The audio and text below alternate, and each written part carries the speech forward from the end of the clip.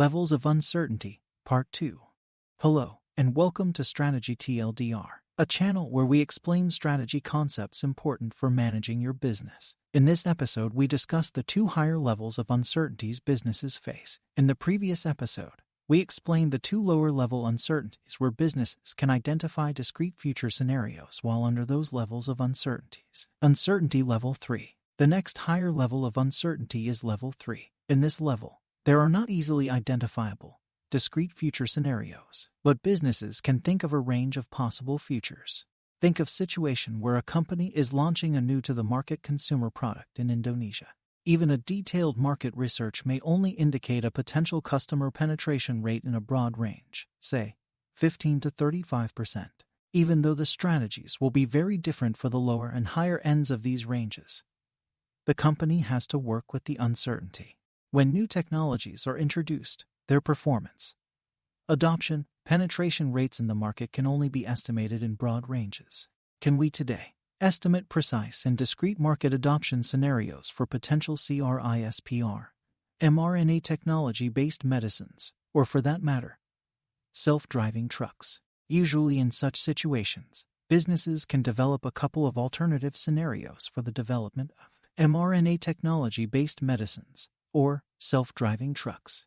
These can be based on some favorable and unfavorable influencing variables like governmental support or subsidy, supportive or restrictive regulations, support by insurance companies, or support or resistance by industry groups, like large fleet operators or independent truckers, support or resistance by relevant civil society organizations or labor unions.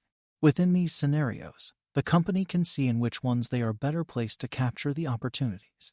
What will it take to win in those scenarios? What strategic and tactical moves the company will have to make in preparation should some of the scenarios develop to be the more likely future?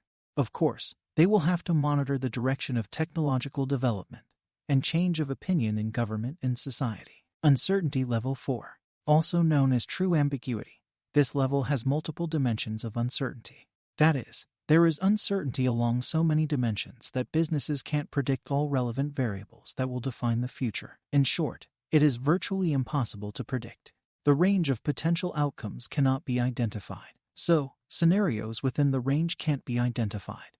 Fortunately, such truly ambiguous situations are very rare. Of course, the business media, be it print or television, labels every other situation as ambiguity, but that is not true.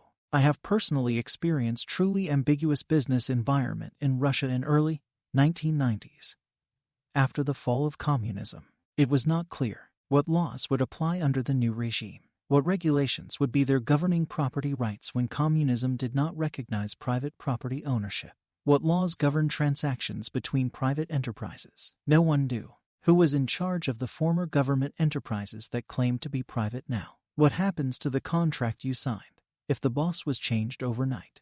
If a company bought goods from a factory in Russia to export, was it allowed to do so? And under which laws? Who owned and managed the ports? What regulations would they follow to allow imports and exports by private enterprises?